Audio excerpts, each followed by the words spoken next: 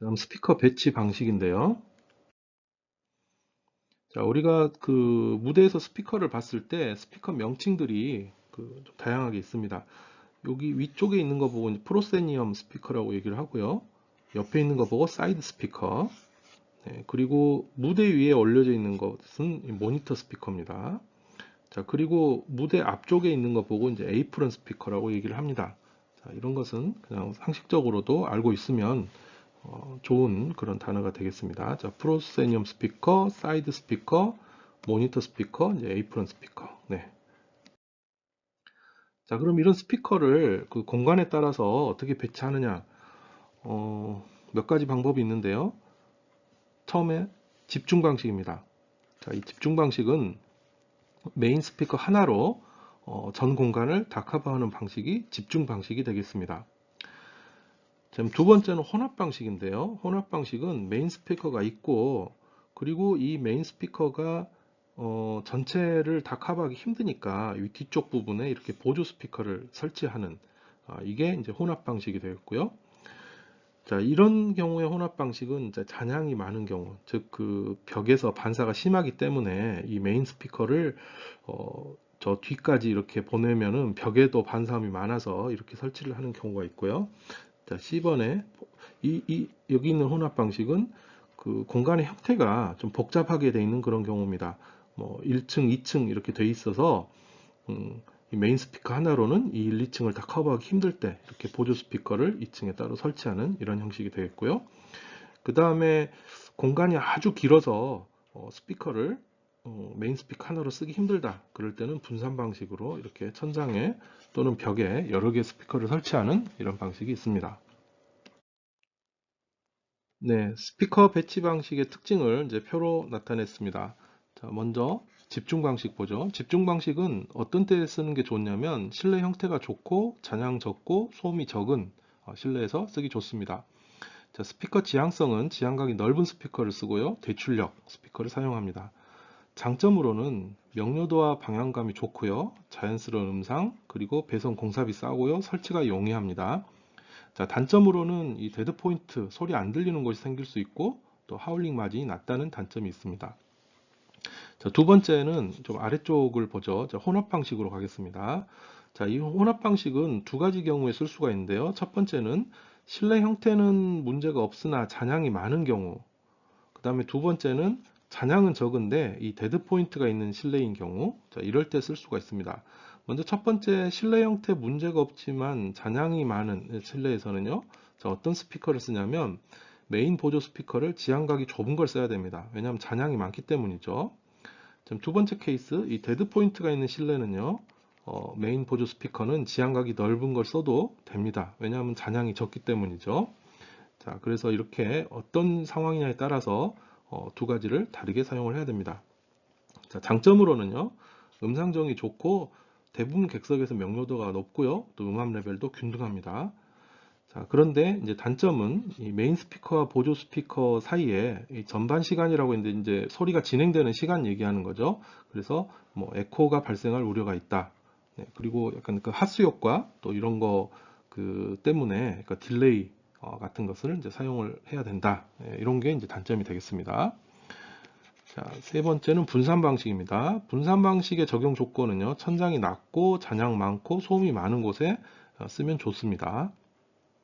자, 지향성은 지향각이 좁은 스피커를 쓰고요. 또 소출력 스피커를 사용합니다. 그 대신 여러 개 쓰는 거죠. 장점은 음압 분포 균등하고 하울링 마진 높습니다. 자, 단점으로는 음상 정의가 나쁘고, 왜냐면 뭐 천정에 스피커가 설치되어 있는 경우 생각해 보면 알 수가 있죠. 음상 정의 나쁘고 또 에코 발생될 우려 있고 또 공사비가 비싸다는 단점이 있습니다.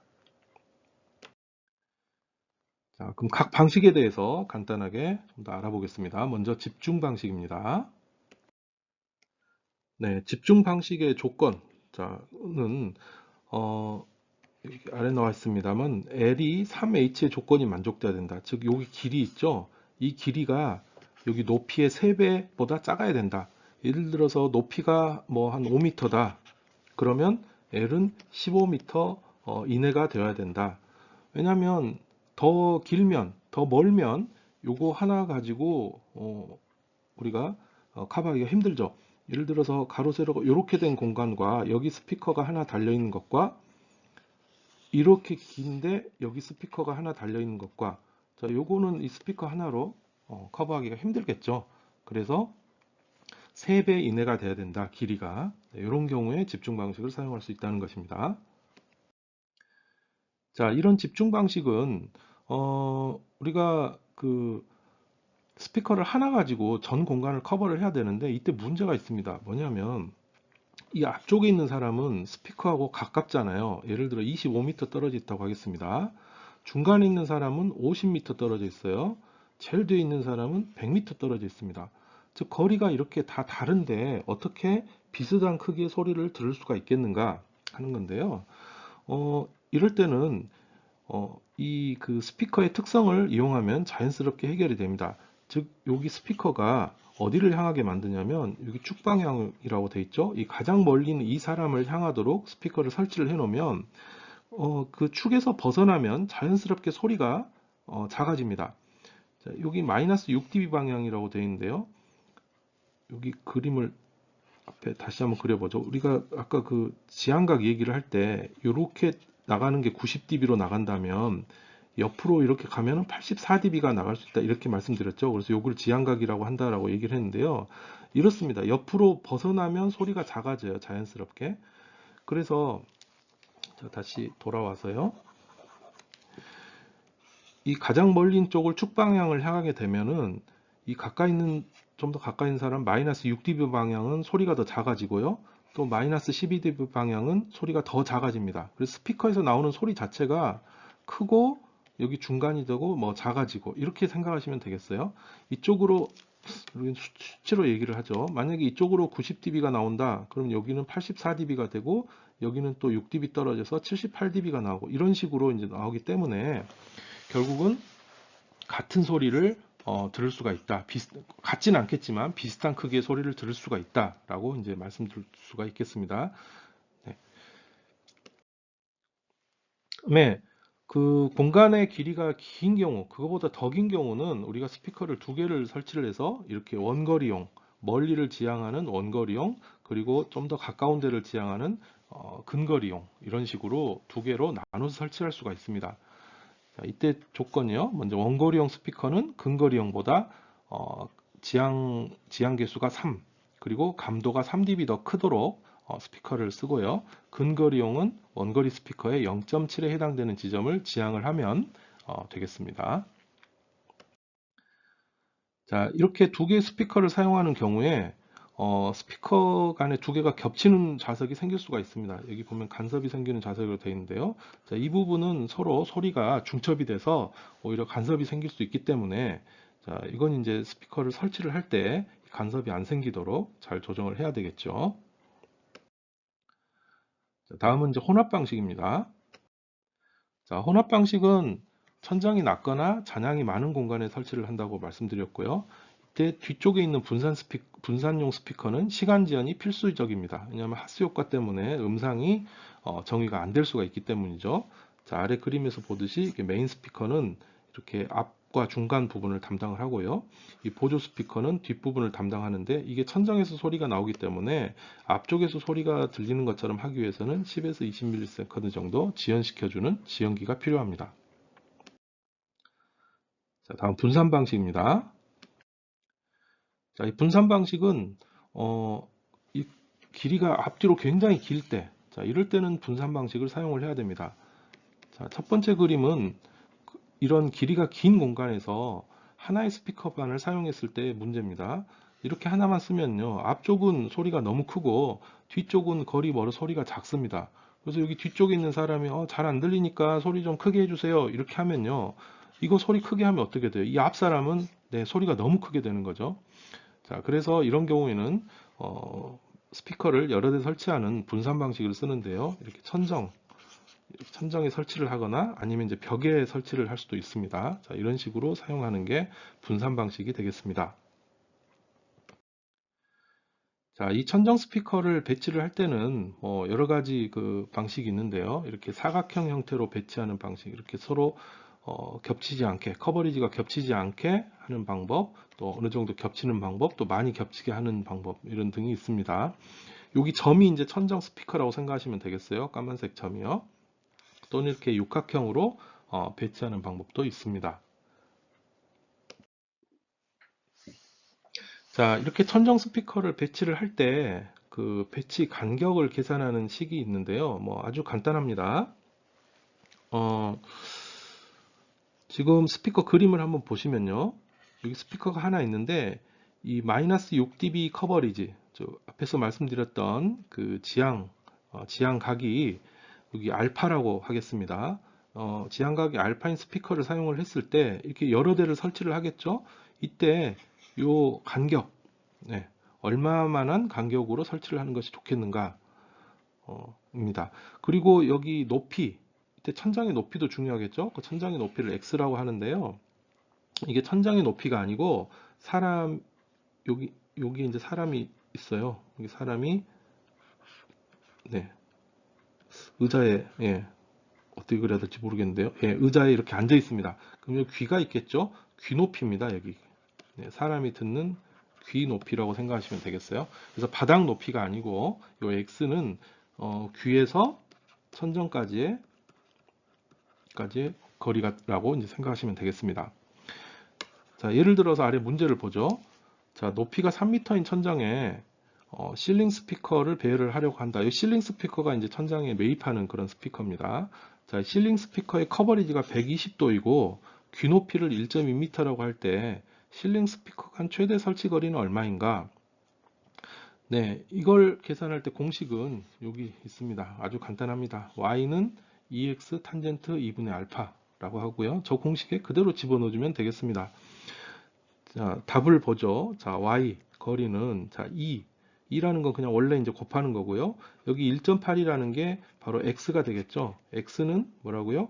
귀에서 천정까지의 거리인데 천장이 3m 높이에 있는데 우리 문제에서요. 귀가 1.2m라고 그랬거든요. 예. 3m와 1.2m 차이는 1.8m죠. 그래서 1.8이라는 값을 썼습니다. 그리고 탄젠트 2분의 알파라고 되어 있는데 여기 알파가 각도, 여기 120도. 예. 그래서 그거 그대로 집어넣어 주면요. 2 곱하기 1.8 탄젠트 2분의 120 하면 됩니다. 대략 6.2라는 값이 나옵니다. 자, 이것은 역시 컴퓨터나 아니면 그 계산기를 가지고 계산을 해야 되겠죠. 네. 자, 뭐 이런 것도 계산해주는 이제 소프트웨어도 이제 있습니다. 자, 어쨌든 이렇게 간단하게 우리가 계산을 할 수도 있겠습니다. 자, 다음은 그 앰프 출력 선택입니다. 자, 우리가 이제 스피커는 선택을 했다고 치고, 그럼 그 스피커에다가 몇 와트짜리 앰프를 설치를 하는 것이 좋을 것인가인데요. 이제 앞에 계산했던 거에다가 조금 더 많은 용량의 앰프를 설치를 해야 됩니다. 자, 왜냐면요. 그래서 글을 읽어보죠. 일단 스피커 용량보다 앰프 용량이 만약에 작으면 큰 소리를 내기 위해서 그 앰프를 무리하게 세게 구동을 시켜야 됩니다. 그렇다면 앰프를 무리하게 구동을 시킬 때 이 앰프의 용량을 넘어서게 되면요, 이 고주파 왜곡이 생길 수가 있습니다. 즉 찢어지는 소리가 나게 되죠. 이 왜곡 성분은, 근데 이 찢어진 소리는 주로 고음역대에서 생깁니다. 그래서 이런 상황에서 굉장히 오랫동안 그 음량을 높여서 틀게 되면요, 고음 스피커 이게 파손될 가능성이 있습니다. 그래서 이 신호 피크에서 왜곡이 안 생기게 하려면요, 이 앰프 용량을 스피커 전격의 한 1.5배에서 2.5배로 하는 것이 이제 안전합니다. 그 2배일 때, 즉 스피커 용량의 2배일 때 약간 3dB 정도 헤드룸이 생긴다라고 하시면 되겠습니다. 즉 3dB만큼의 여유 공간이 있으니까 지금보다 3dB 더 크게 얘기를 해도 찢어진 소리가 안 난다, 이렇게 생각하시면 되겠습니다. 자, 아래 그림을 보시면 앰프는 50W, 스피커는 100W짜리를 썼는데요. 이러면 이 100W 스피커에 맞는 소리를 내기 위해서 이 50W짜리 파워 앰프가 엄청나게 큰 일을 해야 돼요. 그러다 보면 찢어진 소리가 날 수 있습니다. 이건 좋지 않고요. 자, 두 번째 그림은 100W 스피커에 200W 앰프를 썼습니다. 이렇게 하는 게 좋습니다. 자, 비유를 하자면 이 자동차로 비유를 하자면요.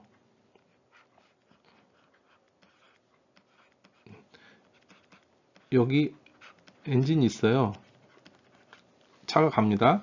요 엔진을 우리가 앰프라고 생각하시면 되고, 네, 바퀴 굴러가는 것을 스피커라고 생각하시면 되겠습니다. 네, 뭐 차가 굴러가는 것을요. 그래서 우리가 이 차가 이런 조그만 승용차인데 거기에 맞는 앰프를 넣어야 되는데요.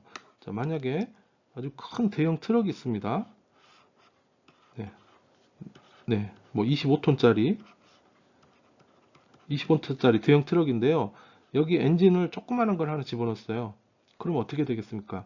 이 엔진이 이 차를 굴리기 위해서 굉장히 많은 무리를 해야 되겠죠.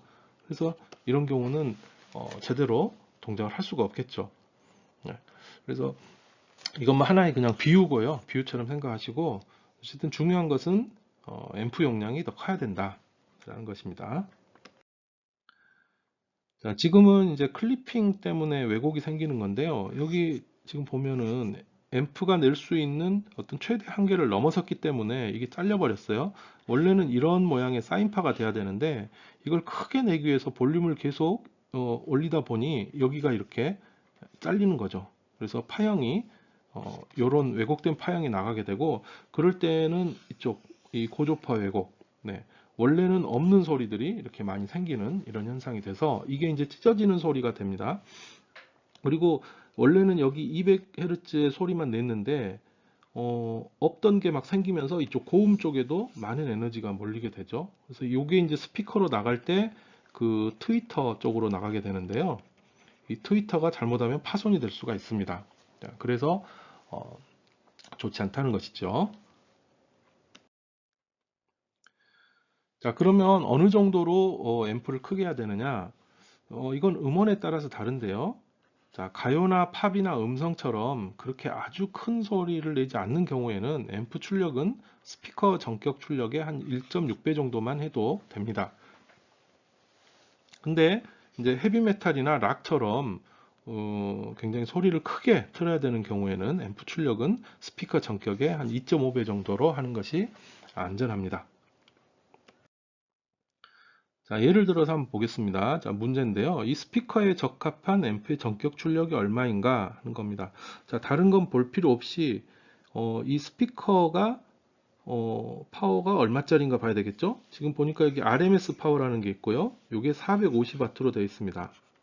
네. 그리고 여기 피크 파워라는 게 있고 피크 파워가 1200W로 되어 있어요. 1200W? 자, 그럼 이 둘 중에 어떤 걸 봐야 되느냐? 우리 이제 전격 출력을 봐야 되죠. 전격 출력이라는 게 이제 그 스피커가 꾸준히 낼 수 있는 출력이니까 전격 출력은 이겁니다. 자, 요건 아니에요. 이건 피크는 최대 출력이니까 저건 아닙니다. 그래서 450W가 전격이니까 자, 이 450W에 1.6배에서 2.5배 정도. 자, 그럼 몇 배를 해야 될 거냐? 그건 내가 어느 음원을 쓸 것이냐에 따라 달라진다는 것이죠.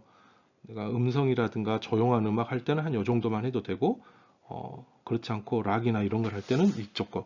좀 잘 애매해서 잘 모르겠다. 근데 뭐 그냥 난 좀 이것저것 다 쓸 건데 뭐 그냥 적당히 하고 싶다. 그럴 때는 한 2배 정도로 대략 이렇게 해주면은 얼추 맞습니다. 그래서 2배 하면은 한 900W 정도가 되겠죠. 자, 근데 이게 와트 수가 커질수록 가격이 비싸지거든요. 예, 그래서 이제 그게 문제입니다. 어, 안전하게 하려면 그 큰 용량을 쓰면 좋겠지만 가격이 비싸지기 때문에 요건 이제 나의 용도에 맞게 잘 생각해서 결정을 해야 되겠습니다. 네, 다음은 음향 피드백입니다. 자, 앞에서 잠깐 말씀드렸는데요. 이 음향 피드백은 하울링이라고 한다고 했습니다. 하울링이라는 게 원래 어떤 의미냐면요. 그 늑대들 이렇게 울부짖는 소리 있잖아요. 뭐 그 달밤에 늑대가 달 보면서 울부짖는 소리 영화 같은 데서 많이 나오죠. 자, 그걸 보고 원래 이제 하울링이라고 얘기를 합니다. 근데 음향기기에서도 여러분들 노래방 같은 데서 이렇게 삑 소리 나는 거 이제 그걸 이제 그 좀 하울링이라고 그냥 표현을 하는 것이죠. 음향 피드백이라고도 얘기를 합니다. 자, 이건 왜 생기냐면 스피커의 소리가 마이크로 다시 들어가기 때문이에요. 자, 아래 그림을 보시면 여기 스피커에서 나온 소리가 이 관객 쪽으로만 가는 게 아니라 마이크로도 어느 정도 들어오게 되겠죠. 그래서 이 마이크로 들어온 소리가 이게 한번 증폭된 소리가 들어오는 거죠. 이 스피커에서 한번 증폭된 소리.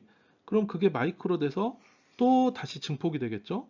그리고 그 소리가 또 마이크로 들어오면 또 증폭이 되겠죠. 이렇게 계속해서 증폭이 되다 보면 어느 순간 이제 한계에 부딪히면 그때 삐 소리가 나는 겁니다.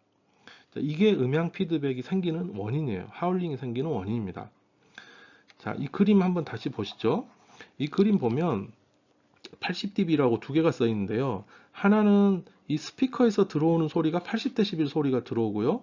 이쪽 80dB는 이제 사람이 내는 소리예요. 이쪽 80dB. 둘 다 똑같이 80dB 소리가 들어가면 이러면 이건 100% 하울링이 생깁니다. 자, 어떻게 해야 되느냐? 자, 위에 글로 가죠. 자, 마이크 입력보다 그러니까 이건 이제 사람이나 그 사람의 그 목소리, 그 마이크 입력보다 스피커 피드백 소리가 3dB 이하가 돼야지 이런 피드백이 생기지가 않습니다. 그러니까 이 아래 그림에서 이게 사람이 내는 소리가 80dB라면 여기는 최소 80 빼기 3 하면 77dB 이하가 돼야지 네, 이하가 돼야 하울링이 안 생긴다. 자, 그런 뜻이 되겠습니다. 자, 그 원인은 알았고요. 그러면 이런 음향 피드백을 어떻게 하면 안 나게 할 수 있는가? 자, 여러분 노래방에서 이렇게 삑 소리 나면 어떻게 하나요? 네, 그 스피커에서 그 마이크를 가깝게 하지 않으면 됩니다. 일단 그렇게 소리가 삑 소리 나는 경우는요, 100% 마이크를 들고 스피커 옆으로 갔기 때문이에요. 네, 그래서 일단 거리를 멀게 해주면 되는데요. 우선 하나씩 뭐 살펴보죠. 간단하게 보겠습니다. 자, 첫 번째입니다. 음, 마이크와 음원을 가깝게 하면 됩니다. 즉 스피커 그 보다는 내 음원 쪽을 마이크로 또 가깝게 하면 된다는 것이죠. 자, 그 다음에 마이크가 스피커를 향하지 않도록, 그러니까 마이크가 스피커 방향으로 하고 있으면 아무래도 소리가 더 잘 들어오겠죠. 그리고 이 스피커는 항상 멀리, 마이크에서 멀리 떨어뜨려야 됩니다. 그 다음에 지향성 마이크 사용해야 됩니다. 자, 마이크가 이렇게 있는데 소리를 여기서만 받아들이면 되는데 스피커가 만약에 여기 이렇게 있어요. 그러면 이 마이크가 여기서 나온 소리도 다 받아들이는 모든 방향에서 나는 소리를 받아들이는 무지향성 마이크다. 이러면 이거 100% 하울링이 생기는 것이죠. 그래서 특정 방향으로만 이렇게 소리를 받아들이는 지향성 마이크를 사용을 하면 됩니다. 그 다음에 마이크 뒤쪽에 스피커를 설치를 해주면 이건 마찬가지 똑같은 얘기고요. 그 다음에 같은 종류의 마이크를 사용한다. 이제 왜냐하면 마이크를 여러 개를 사용하다 보면은 그 중에서 가장 그 약한, 그러니까 그 성능이 좀 약하다면 좀 이상한데요. 예, 피드백에 민감한 그런 마이크가 나머지는 좋더라도 그것 때문에 생길 수가 있거든요. 그래서 가능하면 같은 종류 마이크를 쓰면 좋을 것 같고요. 그리고 마이크 수는 또 적게 많이 사용하면은 하울링 마진이 줄어든다고 했죠. 네, 일곱 번째, 주파수 특성이 평탄한 마이크를 사용하는 것이 좋습니다. 주파수 특성이 만약에 피크가 있으면 그 주파수에서 하울링이 생기기 쉽기 때문이죠. 다음 무대 쪽에 이제 흡음성의 재료를 배치해서 그 반사음 소리가 마이크로 안 들어가게 하는 게 좋을 것 같고요. 그리고 실내 잔향 시간도 관계가 있는데 그 가능한 한 짧게 해서 반사음을 적게 한다고 했는데 요건 조금 항상 그렇지는 않습니다. 요거는 우리가 잔향 시간이라는 것을 내 마음대로 그 꼭 하울링만을 생각해서 할 수가 없기 때문에 자 이거는 이렇게 하는 게 좋다는 게 아니라 이렇게 그 잔향 시간 짧으면 반사음이 적어져서 하울링이 좀 덜 일어난다. 이렇게 이해하시면 되겠습니다. 자, 요거는 이렇게 해야 된다는 건 아닙니다. 그 다음에 마이크 꽉 잡거나 그 입 가까이 대고 사용해도 하울링이 생기기 쉽습니다. 특히 그 마이크 헤드 부분 감싸는 것은 그 하울링 일어나기 쉽게 하는 조건이에요. 그래서 여러분들 노래방에서 혹시 뭐 좀 멀리 떨어져 있는데도 하울링이 생긴다. 그렇다면 마이크 헤드를 내가 손으로 감싸지 않았는가 이렇게 한번 보시고 손으로 감싸지 말고 이렇게 그 어, 보통 마이크 잡듯이 잡으면 하울링이 줄어듭니다. 자, 다음은 음향 시스템 튜닝입니다. 자, 음향 시스템 튜닝이라는 것은 음향 시스템이 최적의 상태가 되도록 음향 기기나 실내 공간을 보정하는 작업을 음향 시스템 튜닝이라고 합니다. 자, 이 시스템 튜닝이라고 하는 것은 음향 기기를 보정하는 것을 시스템 튜닝이라고 합니다. 예를 들어 믹서 이득을 조정한다거나 스피커 크로스오버를 조정한다거나 시간 정렬을 한다거나 레벨 조정을 한다거나 이게 시스템 튜닝이고요. 다음 음장 보정이 있는데요. 이것은 룸 튜닝이라고 합니다. 룸 튜닝은 실내 공간을 보정하는 것을 말하고요. 뭐 공진이 있다거나 반사가 됐다거나 흡음이 있다거나 이런 상태에서 그 실내 공간 자체의 뭐 어떤 벽의 재료를 뭐 어떻게 바꾼다거나 뭐 어떤 보조적인 반사 또는 흡음 재료를 설치한다거나 이런 것들이 이제 음장 보정이 되겠습니다. 자, 이런 이제 음향 시스템을 우리가 튜닝을 할 때 이득 조정 순서인데요. 이건 그냥 참고로만 보시면 되겠습니다. 제일 먼저 믹서 이득을 조정하고 뭐 크로스오버, 그다음에 앰프 이득, 타임 얼라이먼트, 컴프레서나 리미터, 그다음에 음장 이퀄라이저로 음장 보정, 또 하울링 조정 뭐 이런 식으로 순서로 하는 것이 이제 보통입니다. 이건 그냥 참고로 그냥 봐두시면 되겠습니다. 자, 음장 보정, 네, 룸 튜닝은요. 지금 그림을 이렇게 보시면 이퀄라이저를 가지고 오프를 했을 때, 이퀄라이저를 오프를 했을 때는 주파수 특성입니다. 자, 이게 뭐의 주파수 특성이냐면 스피커에서 사람 귀까지 전달되는 곳에 이 사이의 주파수 특성을 나타낸 그림입니다.